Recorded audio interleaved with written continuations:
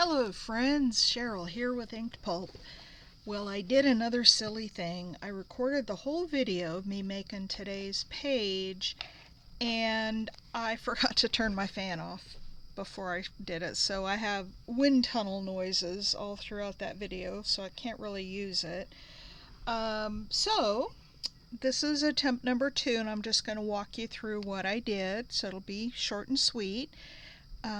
It actually was a long video because of some of the techniques I used. They really took a bit of time. So let's look at the prompts. Oh, before I get into that, I want to say hello to all of my subscribers. If you're returning, thank you. You know I love you all and I appreciate the support. And if you're new here, I'm so glad that you're here and that you've taken time to come and check out my channel. If you like what you see, please give me a thumbs up and consider subscribing. That would be great. Always love to see new people in the channel. And one other thing I want to mention, if you leave a comment on this video, you will be automatically entered into my monthly Happy Mail giveaway. I do a giveaway where I pick, I don't know, lace or papers or fabrics or just a bunch of stuff like on my desk, lots of like die cuts and whatever I happen to come up with for that month, books. And I do a drawing based on everybody who commented and I give away the Happy Mail. So be sure that you leave a comment and say hello. And let's get started. Let me show you what week 31 was all about. Week 31, an architectural element, stained paper, a doll or a toy, something in vibrant red, something imaginary, and the bonus was a piece of coloring book page. So let me show you what I did. The whole background, and it had this girl on it, not the mushrooms, the hills, this water, the balloon, the clouds, all of that was a coloring book page. And this one happened to have been colored in. They had bunches of them that you could color, and then they picked out a few where they actually colored it in to give you an example of what it could look like. So this was one of the examples, but it's out of a coloring book. So the architectural element, I picked out this little cabin to sit on the hill. And what I did, the balloon was part of the page. So I took a craft knife and I cut some slits in the balloon string, or cut out the balloon string so that the cabin could sit behind it and it would look like the balloon, string was in the foreground. That's what took a while. Then the stained paper, I took a piece of paper that I had stained. I don't see the rest of it here, but I had stained some paper with inks and paint and all kinds of stuff, and sprays, and I cut another balloon shape, the little heart balloon out of that. And that, even though it's red and one of the prompts is something bright red, I was using this as the toy because the next prompt was a doll or a toy. So the toy is the balloon. And then the vibrant red, so the background could also count as vibrant red, but I also put on these little mushrooms. This took a little while to cut out because I'm looking at this as water. Like, oops, I don't have him glued down at all. I have this as, water, and then the farm scenery, or not farm, but the hills and cabin and all that are in the background.